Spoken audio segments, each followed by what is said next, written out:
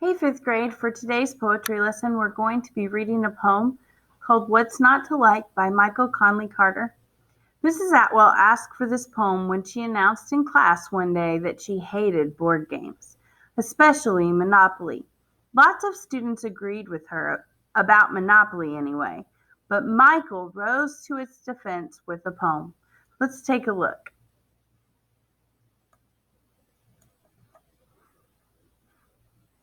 What's not to like? Follow along as I read. What's not to like? I don't get it. Almost everyone I know hates Monopoly.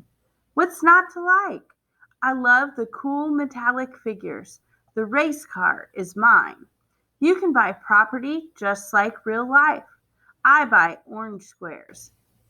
You can go to jail and get out, trespass on other people's land, buy houses and even hotels. And you use real money. Well, it looks real at least, sorta. But the best part is the end, when the game's over and one player has it all the property, all the money, all the houses and hotels, and he's spewing out insults like a broken brag machine. That's when the magic happens. Because even if you're one of the losers, you didn't lose a thing. In real life, you didn't spend a penny. And that brain millionaire across from you, he didn't gain a thing either.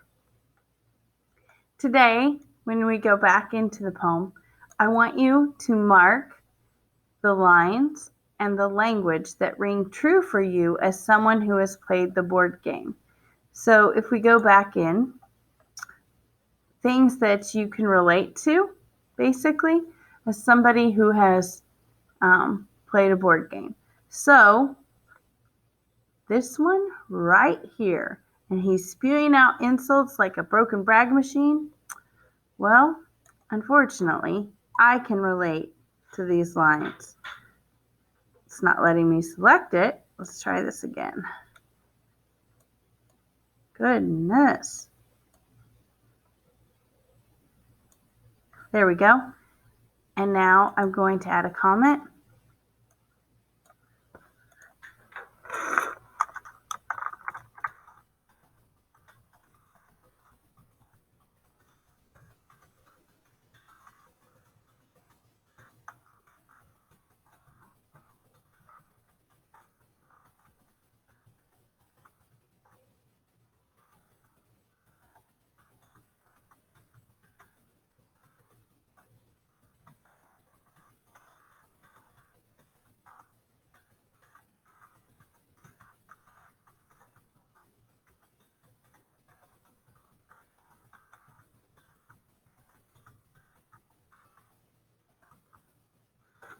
So my comment says, I can relate to these lines because my son loves Monopoly, and he's good at it, but he's not always gracious to those who are not so good at it, mainly myself and his sister.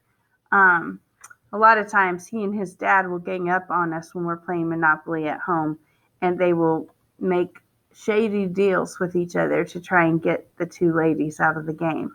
So I can relate to that. That's what you're going to do throughout the rest of the poem. And it doesn't have to be Monopoly specific. It could be things that you can relate to because of other board games that you've played. And then I want to jump right back here for the benediction because you guys are writing poems of your own as well. So what's your game? Uno, Clue, Cranium, Chess, Poker, Scrabble, Boggle, Twister? Is there a poem in you about its rituals, challenges, and pleasures?